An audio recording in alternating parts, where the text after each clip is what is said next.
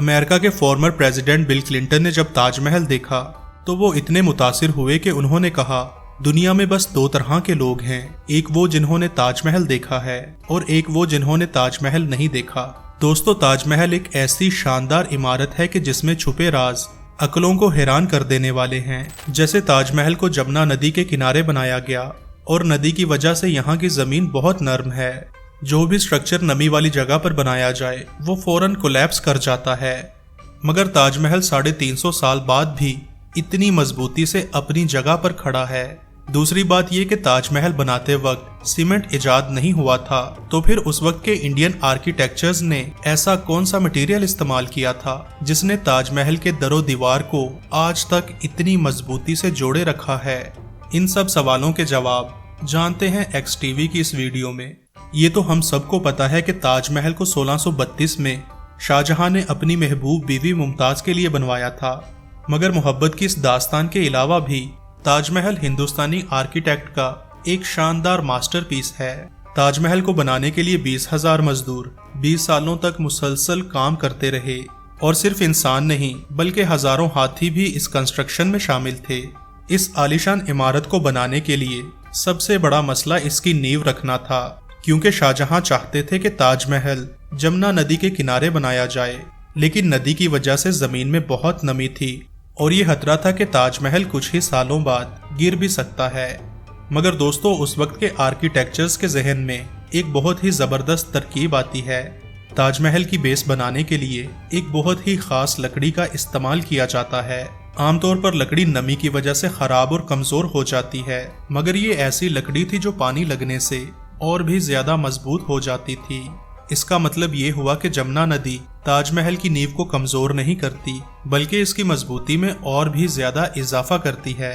ताजमहल की सबसे बड़ी खूबसूरती इसमें लगे संगमरमर के पत्थर हैं, जिन्हें शाहजहां ने आगरा से 400 किलोमीटर दूर राजस्थान से मंगवाया था, क्योंकि राजस्थान का मकराना मार्बल दुनिया भर में सबसे फाइनेस्ट मार्बल माना जाता है। इस नायाब मार्बल की वजह से ताजमहल एक दिन में 4 रंग बदलता है। सूरज निकलने से पहले ये ब्लैक शेड देता है और सुबह के वक्त ताजमहल पिंक शेड में नजर आने लगता है।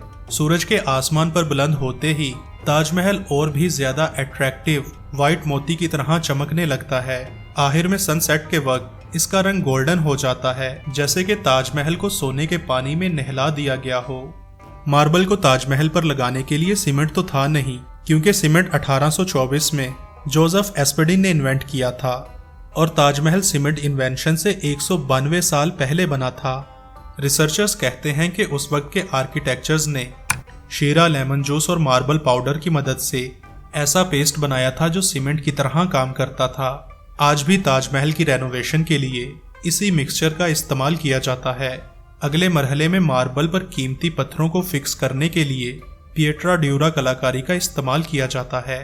ये ऐसी कलाकारी होती है जिसमें वैल्यूएबल स्टोन्स को तराश कर मार्बल के अंदर लगाया जाता है। नक्शो निगार के इस काम के लिए शाहजहां ने पूरी दुनिया से प्रीशियस स्टोन्स मंगवाए थे। जेड और क्रिस्टल चाइना से लाए गए थे। लेपिस लेज़ियोलाई स्टोन अफगानिस्तान से आया था। टर्क्वेस तिब्बत से, जेस्पर पंजाब से, सफायर श्रीलंका से और कॉर्नीलियन अरब कंट्रीज से मंगवाए गए थे। इस तरह से 28 डिफरेंट स्टोन्स को संगमरमर में जुड़ा गया था। इन सब पत्थरों को आगरा लाने के लिए 1000 से भी ज्यादा हाथी इस्तेमाल किए गए थे। संगमरमर को तराशकर इसमें कीमती पत्थर लगाने के लिए कारीगर उज़्बेकिस्तान से बुलाए गए थे और इस मार्बल में कैलीग्राफी के काम के लिए कारीगर स्पेशली ईरान से लाए गए थे। मगर दोस्तों, जिस जगह पर दुनिया की ऐसी शानदार इमारत हो तो उसे देखकर चोरों के मुंह से भी राल टपकने लगती है। 1857 में जब हिंदुस्तान के बासियों ने अंग्रेजों के खिलाफ बगावत की तो इसी अनारकी का फायदा उठाते हुए अंग्रेजों ने लेपिस जैसे बहुत सारे कीमती पत्थर ताजमहल के मार्बल से खोदकर उतार लिए थे। ताजमहल की खूबसूरती में इजाफा करने वाली एक बहुत बड़ी चीज इसका डिजाइन है। कहा जाता है कि इस डिजाइन का आइडिया शाहजहां ने अपने इंसेस्टर्स के मकबरों से लिया था।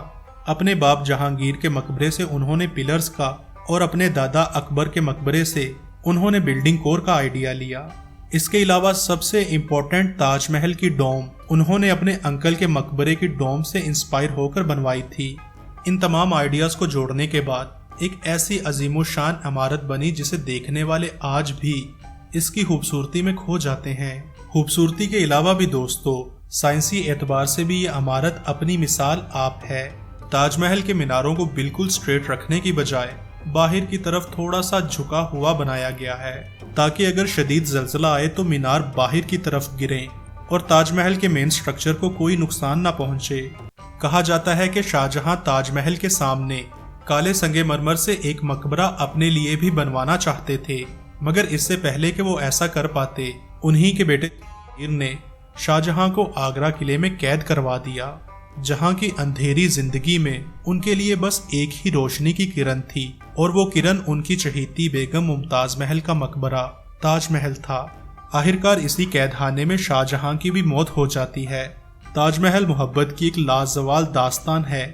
अगर आपको ये वीडियो पसंद आई हो तो एक्स टीवी को सब्सक्राइब कीजिएगा। Thanks for watching.